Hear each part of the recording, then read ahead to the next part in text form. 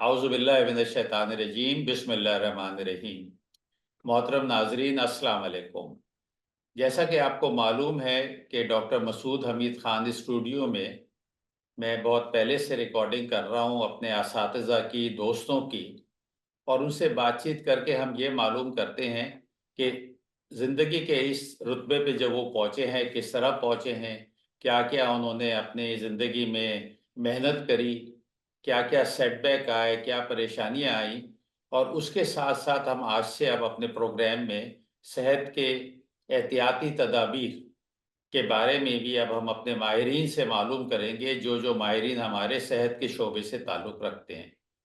आज के दिन ये हमारी खुशनसीबी है कि हमारे साथ एक बहुत ही देरीना दोस्त प्रोफेसर डॉक्टर शमीम अहमद ख़ान मौजूद हैं बफेलो अमेरिका से, और उनसे हम मालूम करेंगे कि वो माशाल्लाह से आज अमेरिका में प्रोफेसर बन गए हैं। डाउ मेडिकल कॉलेज से उन्होंने तालीम हासिल करी, तो उनका आज ये हम इंटरव्यू रिकॉर्ड कर रहे हैं और उम्मीद है कि आप लोगों को ये पसंद आएगा। शमीम साहब, अस्सलाम वालेकुम। वालेकुम सलाम। सब मसूद, बहुत अच्छा लग रहा है इस वक्त आपसे बात करते हुए। प्रोफेसर शमीम, ये बताइए कि आज अल्हम्दुलिल्लाह हमारी आपकी दोस्ती को, वो जिस तरह आप शेर में कहते हैं कि 2-4 बरस की बात नहीं, निस्फ सदी का किस्सा है। क्योंकि जब हमारी आपकी मुलाकात हुई 1970 के आखिर में, 71 में, जब डाउ मेडिकल कॉलेज में क्लासेस शुरू हुई, वो उसको तो मिला ले तो आज 55 साल होते हैं। अल्हम्दुलिल्लाह, अल्लाह का लाख लाख शुक्र है, अल्लाह ताला ने सेहत तंदुरुस्ती दी। मैं आपसे ये जानना चाहूँगा शमीम साहब कि ये इतना जो आपकी ज़िंदगी, 55 बरस तो ये मेडिकल के सिस्टम में हो गए, तो अगर आप एक जुमले के अंदर अपनी ज़िंदगी को डिफाइन करना चाहेंगे, किस तरह डिफाइन करेंगे? मसूद, हमारी ज़िंदगी, मेरा ख्याल है आपकी, हमारी सबकी, चूँकि पाकिस्तान की तख्लीक के बाद हमारा बचपन शुरू हुआ, और हम लोगों ने बहुत मुश्किल दिन देखे हैं, क्योंकि हमारे वालिदैन ने हिजरत की। अब मेरी किताब, शायरी वाली किताब में आपने देखा होगा कि हमारी तो कई हिजरतें हुई, चौथी पांचवी छठी हिजरतें जारी हैं, मतलब वो ख़त्म भी नहीं हुई हैं। तो हिजरतों में हमेशा आपको बहुत मेहनत करनी होती है। तो ज़िंदगी जो है, कभी, जो कहते हैं ना कि गुलाबों का बिस्तर नहीं रही, बल्कि हमेशा हम लोगों ने बड़ी मेहनतों से अपना मुकाम हर जगह पैदा किया, आपने भी और हमने भी। और मेरा ये एक एक्सपीरियंस रहा कि जब मैं पाकिस्तान से निकल कर मलेशिया गया 1996 ईस्वी में, तो आपको ये अंदाज़ा ही है मसूद, आप दुनिया घूमते रहते हैं। जब आप एक मुल्क से दूसरे मुल्क में जाते हैं तो आपको उस सिस्टम में अपने आप को मनवाने में काफ़ी मेहनत करनी पड़ती है। और अल्लाह का शुक्र है कि इसमें मुझे कामयाबी रही, बल्कि यही शायद मेरे ज़िंदा रहने का और आगे बढ़ने का एक ज़रिया भी रही। क्योंकि जब भी आपको चैलेंजेस लाइफ में मिलते हैं और आप उन चैलेंजेस को कबूल करते हैं, तो आपको उसके लिए बड़ी भरपूर मेहनत करनी होती है। अल्लाह का शुक्र है कि हमने मलेशिया में भी तकरीबन, वहाँ मैं राइनोलॉजी सेक्शन का इंचार्ज रहा यूनिवर्सिटी साइंस मलेशिया में, और फिर मुख्तलिफ जगहों पे। मेरा ये ख्याल है कि हम उस वक्त से शुरू कर लेते हैं कि जो मेडिकल कॉलेज में दाखिले से पहले का दौर आपका गुजरा, इब्तदाई तालीम और उसके बाद कॉलेज की तालीम, जो फर्स्ट ईयर और सेकंड ईयर की जो होती है, इंटर की। तो अगर उस बारे में आप कोई ख़ास वाक़या या कोई हमारे नाजरीन से शेयर करना चाहें तो वो बताइए। एक बड़ी दिलचस्प चीज़ ये है प्रोफेसर मसूद, कि मैंने मैट्रिक किया था कॉमर्स से। अच्छा। और हमारे एक और दोस्त, जो आपके भी मुश्तरका दोस्त हैं, अब्दुल रहमान मामसा, उन्होंने भी यही किया था। उन्होंने रंगून से किया था मैट्रिक कॉमर्स से, और मैंने ढाका से किया था मैट्रिक कॉमर्स से। वो भी कराची आ गए, मैं भी कराची आ गया, और कराची में हमें इस्लामिया कॉलेज में जगह मिली, जी। मशहूर व मारूफ इस्लामिया कॉलेज। जी, इस्लामिया माशाल्लाह। कॉलेज का मैं हमेशा से बड़ा मुतरिफ रहा हूँ। उसकी वजह यही कि वहाँ आप पढ़ना चाहें तो पढ़ भी सकते थे, और ना पढ़ना चाहें तो ना भी पढ़ सकते थे। बिल्कुल। बल्कि मुझे याद है कि जिस सन में हम लोगों ने किया, उस सन में जो है वो फर्स्ट और सेकंड पोजीशन भी हमारे इस्लामिया कॉलेज से ही आई थी। तो हुआ ये प्रोफेसर मसूद के, हम लोगों ने जब इंटर किया, मैं आपको जैसे अपनी जद्दोजहद की दास्तान बता रहा हूँ, तो हमारी चाहिए। सेकंड डिवीज़न आ गई।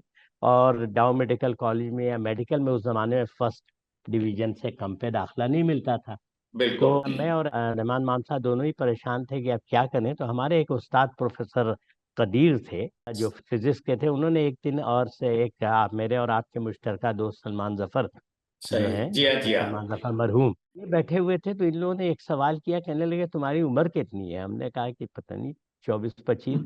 کہنے لگے ابھی تو 10 سال تک جو ہے تم ریپیٹ کر سکتے ہو۔ صحیح تو وہ ایک بڑا بڑا اچھا وہ تھا، اور انہوں نے بہت ہمیں کنونس کیا، اور واقعی ہم لوگوں نے 10 پیپر دیے، میں نے اور رحمان مامسا نے دونوں نے، اور اس کے بعد میری جو ہے کراچی میں 23ویں پوزیشن تھی، رحمان کی بھی ایسی کچھ 27ویں 28ویں پوزیشن تھی، اور آپ کو یاد ہوگا کہ اس زمانے میں 99 ہماری سیٹس ہوا کرتی جی 99 بالکل سیٹ۔ بالکل۔ تو بس وہ اس کے بعد ہم لوگ آرام سے بیٹھے داخلہ ہو جائے گا۔ تو مطلب یہ ہے کہ زندگی میں ہمت نہیں ہارنی چاہیے، میرے کہنے کا مطلب یہ ہے نا، ضروری نہیں ہے کہ آپ ایک اٹمپٹ میں ہی اپنی منزل تک پہنچ جائیں، جی لیکن اگر آپ کا ایک فرم بلیو ہے اپنے آپ پہ اور حالات پہ بھی، تو حالات تو قابو میں آ جاتے ہیں، اور حالات قابو میں ہمیشہ آ جاتے ہیں۔ آپ بالکل صحیح فرما رہے ہیں کہ ہمت کے ساتھ محنت، کوشش اگر جاری رکھیں تو اللہ تعالیٰ کی اتنی نعمتیں برکتیں آ جاتی ہیں کہ وہ آپ کو کامیاب کرائی دیتی ہیں۔ قریشی صاحب کے بارے میں جو میری معلومات ہیں کہ وہ تعلیم یافتہ نہیں تھے، انہوں نے بہت محنت کری، اور ان کے دل میں یہ خواہش تھی کہ میں بچوں کو تعلیم دوں، تو یہ جگہ جب ان کے پاس پیسہ آیا تو اسلامیہ کالج انہوں نے بنایا، اور الحمدللہ اس سے بہت سارے بچوں نے تعلیم حاصل کی۔ ہماری جو فلاسفی ہے اس پوڈ کاسٹ کی، کہ ہم ان لوگوں کی باتیں کریں، ان لوگوں کے بارے میں نئی نسل کو بتائیں جنہوں نے اس ملک کے لیے کچھ نہ کچھ اس کی تعمیر میں، ترقی میں کچھ نہ کچھ حصہ لیا۔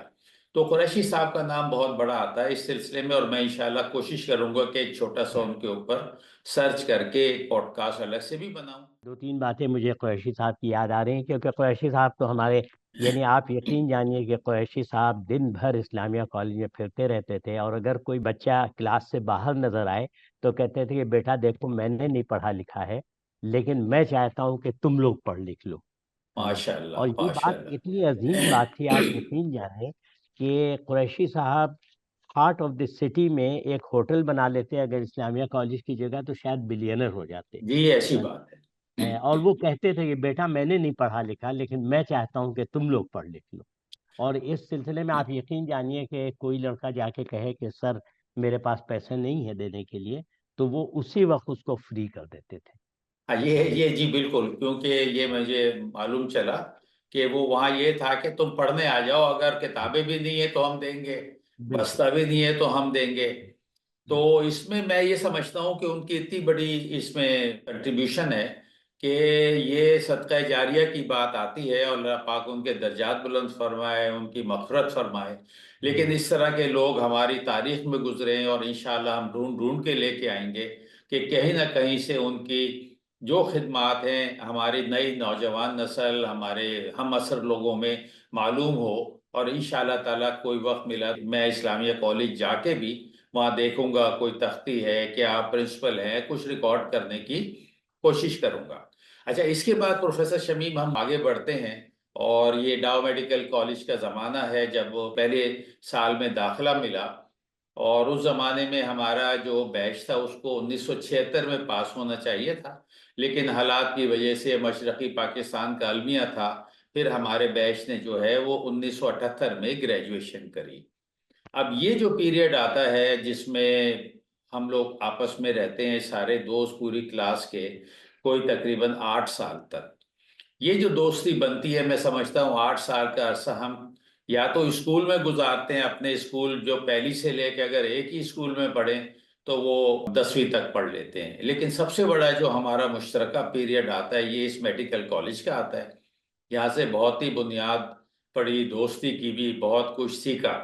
تو اس میں آپ سے معلوم کرنا چاہوں گا کہ اس کو اگر آپ تھوڑا سا سمیٹ لیں 5 7 منٹ کے اندر، جو آپ نے وہاں سے سیکھا، جو وہ اچھائیاں دیکھیں، جو ہمارے اساتذہ کرام کا کچھ ذکر کرنا چاہیں جنہوں نے آپ کو بہت زیادہ انفلوئنس کیا آپ کی نشو و نما، آپ کی تعلیم و تربیت کے اندر، تو میں سمجھتا ہوں کہ یہ ان کے لیے ایک بہت بڑا ٹریبیوٹ ہوگا کہ آپ انہیں پیش کر سکیں، اور اس پیریڈ کے لیے بھی۔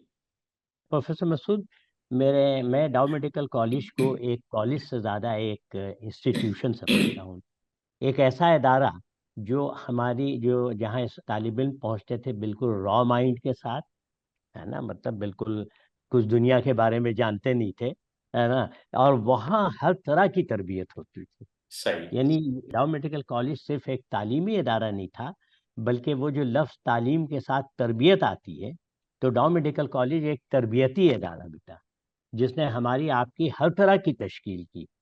ہم نے وہاں جینا سیکھا، ہم نے وہاں لوگوں سے بات کرنی سیکھی، ہم نے وہاں سینئرز جونیئرز کے رسپیکٹ سیکھی. اور ہم نے وہاں پہ اچھا ہمارے اساتذہ جو ہے آپ دیکھیے کہ مطلب ایک سے ایک. پروفیسر وحید کیا شخصیت تھے پروفیسر وحید. یعنی انیٹمی کی کلاس میں کبھی ہم نے انہیں نہیں دیکھا کہ کسی پاور پوائنٹ کا سہارا لیا ہو. اس زمانے میں خیر تھی بھی نہیں پاور پوائنٹ. وہ کھڑے ہو جاتے تھے دونوں ہاتھوں میں چاک لے کر کے، اور بورڈ پہ دونوں ہاتھوں سے تصویریں بنتی تھیں اور ہمیں پڑھایا کرتے تھے. بالکل ایسے. پروفیسر بالکل ایسے. وحید جیسے لوگ، پروفیسر شاکر علی جعفری، جنہوں نے سمجھیے کہ نہ صرف ڈاؤ میڈیکل کالج میں بایو کیمسٹری میں ایک انقلابی تدریس کا آغاز کیا، بلکہ انہوں نے، چونکہ وہ ان کا ادب سے بڑا تعلق تھا، ادب اور شاعری سے، تو انہوں نے اپنے زمانے میں جو ہے ہم لوگوں کو بھی، چونکہ میرا بھی شاعری کا تعلق آپ کو پتہ ہے، تو شاکر علی جعفری صاحب کی ہمیں بھرپور تائید حاصل تھی. اور اس زمانے میں اگر آپ کو یاد ہو تو ہم نے 72 73 74 3 4 سال جو ہے وہ آل پاکستان مشاعرے کرائے تھے، جس میں فیض احمد فیض سے لے کر کے احمد فراز، پیرزادہ صاحب، پیرزادہ قاسم صاحب، اور جان ایلیا، اور مطلب اتنے بڑے کہ وہ مشاعرے اس طرح مشہور ہوئے تھے کہ لوگ جو ہے کراچی میں اسے یاد کرتے تھے. تو وہی میں کہہ رہا ہوں. اور آپ کو یہ بھی یاد ہوگا کہ جب ہم نے اور آپ نے جوائن کیا تھا تو جو کالج کی پالیٹکس تھی وہ ایک بڑی سوشل پالیٹکس تھی، جس میں جی بالکل. مار دھاڑ یا اس طرح کا کوئی سلسلہ نہیں تھا، بلکہ بڑا ادب احترام تھا. لوگ ایک دوسرے کا احترام کرتے تھے کہ مطلب.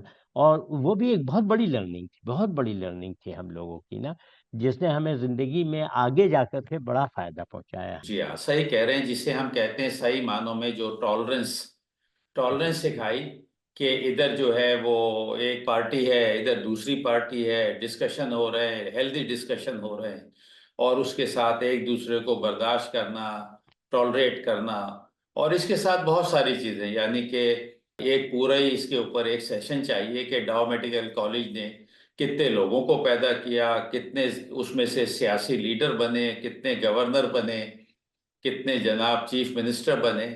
لیکن صحیح وہ تو بات. سیاست میں چلے گئے، پر ڈاؤ میڈیکل کالج نے جو طب کی دنیا میں جو نامور سائنسدان، طبیب، سرجن، گائنیکالوجسٹ پیدا کیے ہیں، وہ انشاءاللہ تعالی وقت آنے پہ ہلکے ہلکے ان کو بھی ہم اپنے اس سسٹم میں لے کے آئیں گے، اور کوشش کریں گے کہ ان کو بھی اس طرح انٹرویو ریکارڈ کریں.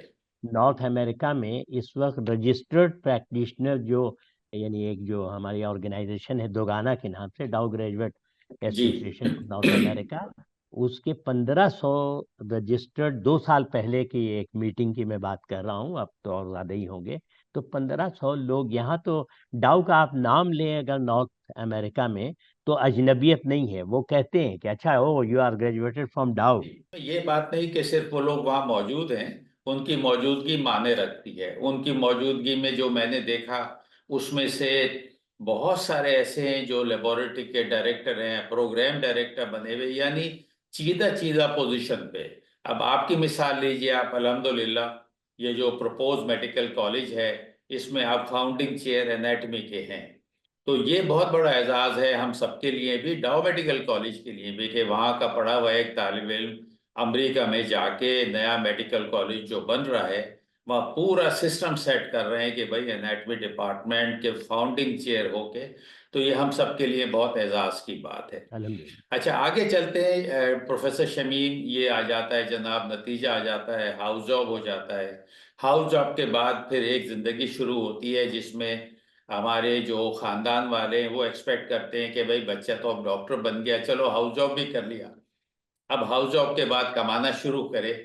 تو وہ جو پیریڈ ہوتا ہے، جو وقت جو ہے ہاؤس جاب کر لیا، اور اس کے بعد سے جب ہم اپنی پریکٹیکل لائف میں تو ہم آ ہی جاتے ہیں کافی پہلے، لیکن ہاؤس جاب کے بعد پھر جو پڑھنا بھی کمانا بھی، تو وہ لیول جو بنتا ہے اس وقت تک کہ جب تک کہ آپ کنسلٹنٹ بن گئے. تو ہاؤس جاب ختم ہوا، پھر آپ نے جو ای این ٹی کے بارے میں جوائن کیا، وہاں کے جو پروفیسرز ہیں، تو ان کے بارے میں بتائیے گا. اس میں ایک پروفیسر جلیسی صاحب کا تو میں اپنے پوڈ کاسٹ میں انٹرویو ریکارڈ کر چکا ہوں. وہ اس کی ریکارڈنگ اچھی نہیں تھی, وہ ہم دوبارہ بھی انشاءاللہ کریں گے. تو اس بارے میں ضرور بتائیے, اور ہاؤس جاب کے بارے میں کوئی واقعہ ہو وہ, اور اس سے آگے کی طرف چلتے ہیں. جی تو ہاں مسعود بھائی، ہم لوگوں نے ہاؤس جاب کیا، اور ہاؤس جاب کے فوراً بعد جو ہے آپ کو یاد ہوگا شاید آرمی میں بلاوا آ گیا تھا، تو میں 2 ڈھائی سال آرمی میں گزار کر کے آیا.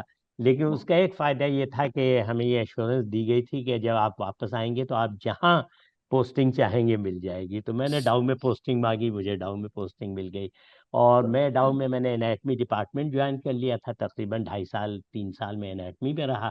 اس سے فائدہ یہ ہوا کہ مجھے جو ہے بیسک سائنسز جو ای این ٹی کے لیے چاہیے ہوتی ہیں وہ بڑی میری مضبوط ہو گئی.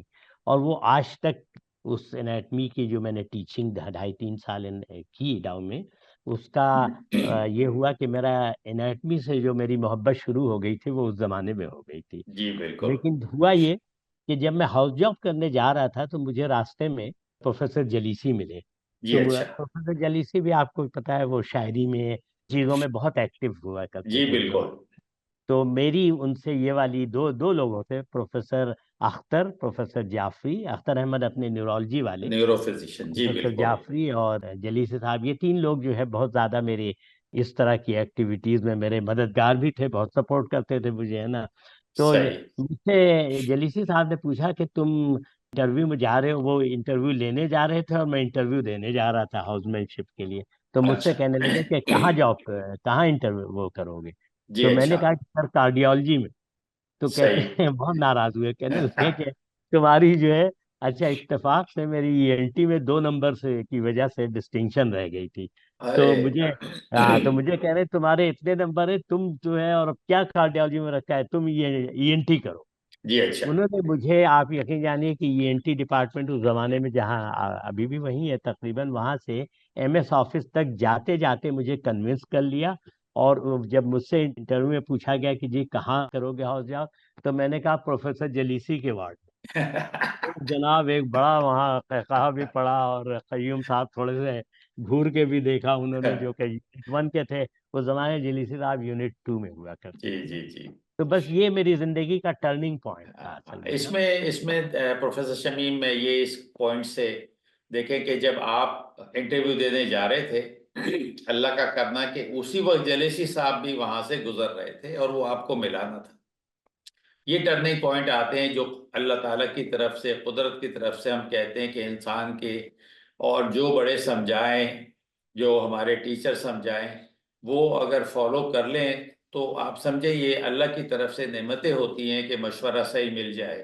اور میں سمجھتا ہوں وہ ٹرننگ پوائنٹ تھا کہ آپ وہاں ای این ٹی میں آ گئے اور پھر اللہ تعالیٰ نے آپ کو ترقیاں دی. تو بتائیے پھر یہ ڈی ایل او کی بات ہو گئی، پوسٹ گریجویشن آپ کی ہو گئی، تو اس میں بتائیے کہ اپنے پوسٹ گریجویشن کی کوئی بات بتائیں. یا ہمارے یہاں جو ہمارے آج کل جو ہمارے ڈاکٹرس ہیں وہ پوسٹ گریجویشن کرنے کو بہت بڑا پہاڑ سمجھتے ہیں. وہ کہتے ہیں بھائی بہت مشکل ہے، ہم پوسٹ گریجویشن کیسے کریں، کس طرح کریں.